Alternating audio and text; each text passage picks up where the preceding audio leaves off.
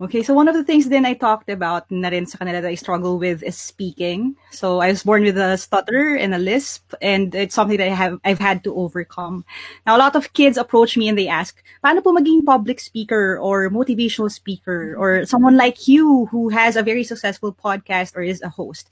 Are you born na magaling ka magsalita? Or are you born na, okay, born ka into having a good vocabulary when it comes to English or Filipino?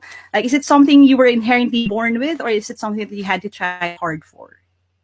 It was really something that I had to try hard for. And it's a story that I constantly reiterate because I feel like it's an important one that a lot of people need to hear. I don't come from an affluent family. Sobrang mahirap na family lang kami growing up. I grew up in Tondo, Manila. I studied in Tipaes Elementary School. I did have a time in my life where we were living sa rilis ng tren, literal, sa Santa Mesa, Manila. I grew up in a public school before I went into a private school for a little bit, and then public school ulit ako for high school and college. But literally nobody in our household spoke English. As in, ang language namin sa bahay is Filipino. And I was 8 years old. I think I was about to get into first or second grade. Tapos sabi ko talaga sa sarili ko, hindi ako matututo mag-English. Kasi I don't know how. Like, I'm already 8 years old and wala akong idea how to speak English.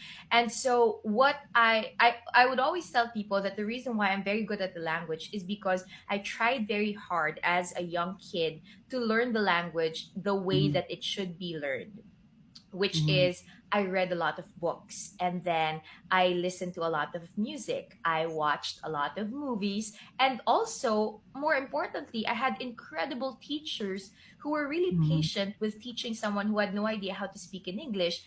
And at the same time, naging advantage sa akin na walang nag-i-English sa bahay.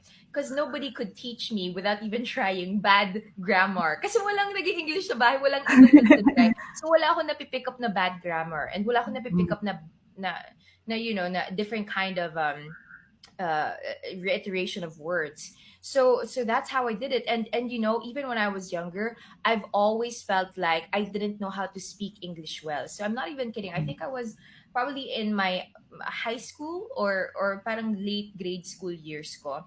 Ang ginagawa ko nun, whenever I read books, I would read them out loud.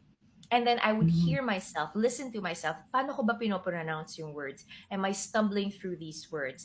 Am I pacing right? Am I using the punctuation marks as a way for me to go through the sentences and the paragraphs the way that I should?